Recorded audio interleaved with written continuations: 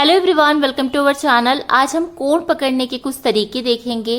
तो यहाँ पर मैंने मेहंदी का एक कोण लिया हुआ है, देख सकते हैं आप। सबसे पहले आपको इसमें एक पिन लगी आती है, वो निकाल देना है इस तरह से। ये देखिए, ये पिन मैंने निकाल दी है।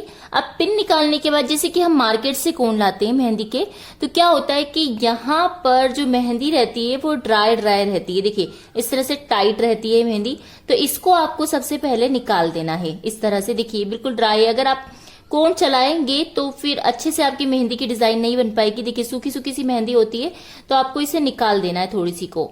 ठीक है, इस तरह से हम निकाल देंगे जब तक आपको लूज ना लगे कि मेहंदी अब बिल्कुल गीली क्वांटिटी में है। ड्राई ड्राई जो मेहंदी है, सूखी सूखी सी मेहंदी है, वो आपको निकाल देना है इस तरह से। देखिए यहां से बिल्कुल लूज है, ठीक है, क्योंकि ये जो मेहंदी होती है स्टार्टिंग की, इससे हमारी डिजाइन भी प्रॉपर नहीं बन पाती है, सूख सी जाती है मेहंदी। तो देखिए इस तरह से मैंने निकाल दी है।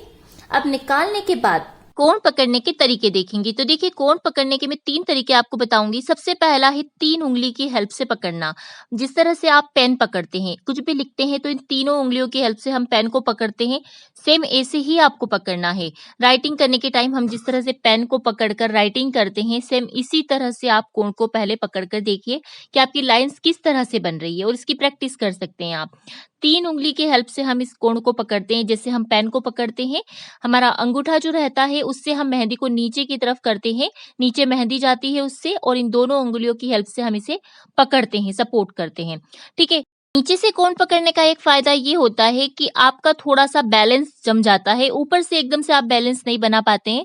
तो इस तरह से ये हमारा पहला तरीका रहेगा, जैसे आप पेन पकड़ते हैं। अब दूसरा जो तरीका है कि थोड़ा सा हम ऊपर से पकड़ते हैं। इसमें इसमें क्या होता है, इसमें भी हम 3 उंगली की हेल्प से पकड़ते हैं, लेकिन एक उंगली हमारी कोण के नीचे की तरफ होती है और एक कोण के ऊपर, यानी कि कोण हमारा बीच में होता है। और ये जो अंगूठा होता है, इससे हम सेम वही करते हैं, इससे हम मेहंदी को नीचे की तरफ प्रेस करते हैं। ओके, इस तरह से देखिए पकड़ने का तरीका कुछ इसी तरह से रहेगा। तीनों उंगलियों से आपको पकड़ना है, एक उंगली को नीचे रखना है और कोण को आपको बिल्कुल सेंटर में रखना है। देखिए इस तरह से, और इस तरह से आपको जितना भी यहाँ पर गाढ़ी लाइन बनानी है, तो आप थंब से, आपके अंगूठे से ज्यादा प्रेस कर सकते हैं, तो आपकी लाइन थोड़ी मोटी आ जाएगी। लेकिन थोड़ा सा आपको उसमें प्रैक्टिस करनी होगी, बिना प्रैक्टिस के चीजें नहीं होगी। और आप कोशिश करें कि आप मेहंदी के जो कोण है वो घर से बनाकर प्रैक्टिस करें, तो और भी ज्यादा होगा, क्योंकि ये कोण कभी कभी खराब आने पर अटकते भी हैं बीच में। तो देखिए इस तरह से यहाँ पर आपको करते जाना है। दोनों उंगलियों के बीच में आपका कोण रहेगा, अंगूठे से हम प्रेशर करेंगे इस तरह से। देखिए तीसरे तरीके में हम कोण को थोड़ा ऊपर की तरफ से पकड़ते हैं। देखिए दोनों उंगलियों से आप पकड़ेंगे ही सही, सेम तरीके से, लेकिन कोण को हम जो प्रेशर करेंगे वो ऊपर की तरफ से करेंगे। ठीक है, और थोड़ा ऊपर की तरफ से हम पकड़ेंगे। दोनों उंगलियों के बीच में हमारा मेहंदी का कोण रहेगा, और अंगूठे की हेल्प से हम ऊपर से प्रेशर करेंगे। तो ये भी काफी इजी तरीका होता है। देखिए इस तरह से, इस तरीके का एक फायदा ये होता है कि आप मेहंदी काफी फास्ट बना सकते हैं। इससे बहुत जल्दी जल्दी मेहंदी बनती है। आपने देखा होगा कई जो जेंट्स मेहंदी बनाते हैं, वो इसी तरीके को यूज करते हैं मैक्सिमम।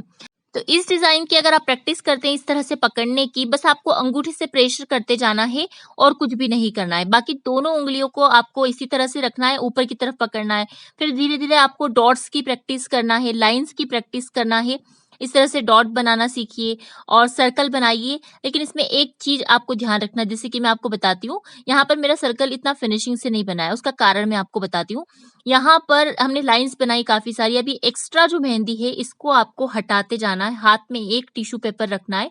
देखिए वरना फिनिशिंग नहीं आएगी। हमने इतनी लाइंस बनाई, उसके बाद हमने इसे क्लीन नहीं किया। अब यहाँ पर जैसे आप C4 कैट बनाने की प्रैक्टिस कीजिए, जैसे कि मैंने आपको सिखाया है। C4 कैट से आप केरी का शेप दे सकते हैं, तो आप C4 कैट की प्रैक्टिस कीजिए। पहले स्टार्टिंग में तो आप लाइंस बनाने की प्रैक्टिस कीजिए, उसके बाद आप शेप की तरफ फोकस कीजिएगा।